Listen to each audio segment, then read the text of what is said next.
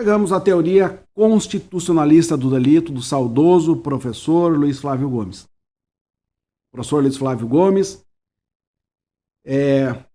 examinava a estrutura da teoria geral do delito como poucos.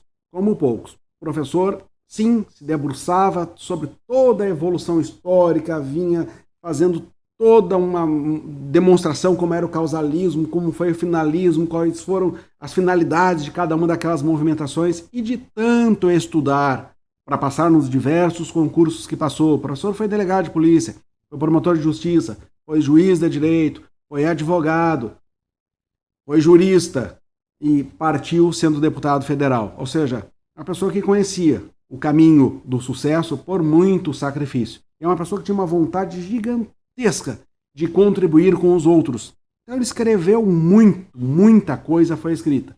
E dentro do amadurecimento, de escrever tanto, o professor sugeriu um novo sistema.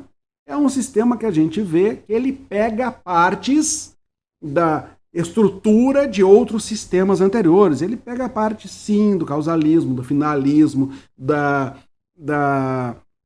funcionalismo moderado. A gente vê sendo colocados ali ideários de Zaffaroni entrando junto nessa teoria constitucionalista do delito.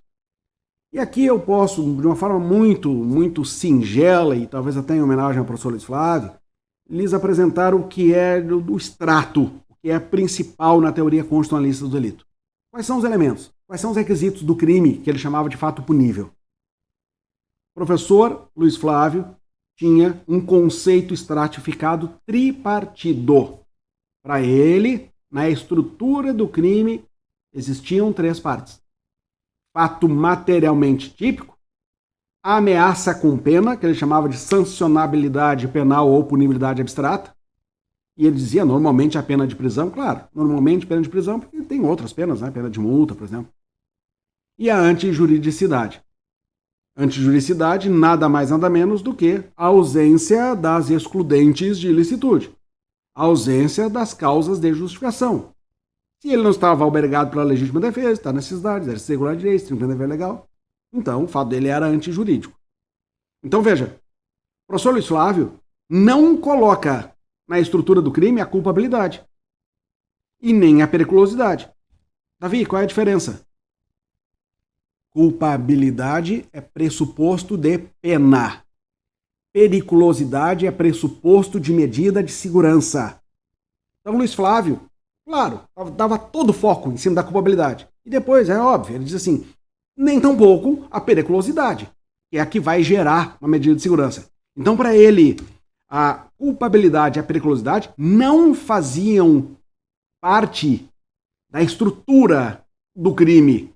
Tinha uma função no direito penal, que funcionava como elo entre o que o sujeito fez, o crime para ele praticado, e a pena ou a medida de segurança que ele ia sofrer.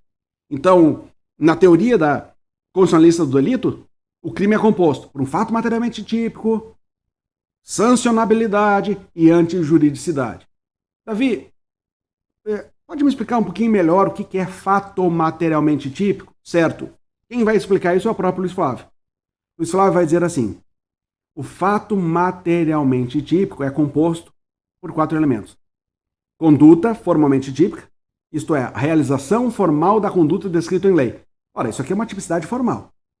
Resultado naturalístico típico, que só é exigido nos crimes materiais, como homicídio, por exemplo. Nexo de causalidade, entre a conduta e o resultado naturalístico nos crimes materiais. Ora, você está aqui dentro do ideário de causalismo, dentro do ideário de qualquer uma teoria. Conduta, resultado, nexo causal e tipicidade. Não é diferente do que nós temos nos outros. E o que é o último elemento? Relação de tipicidade, adequação do fato à letra da lei. Então, o professor só colocou em palavras diferentes, mas você percebe, não é? Que a estrutura do fato típico aqui é a mesma de todos os sistemas.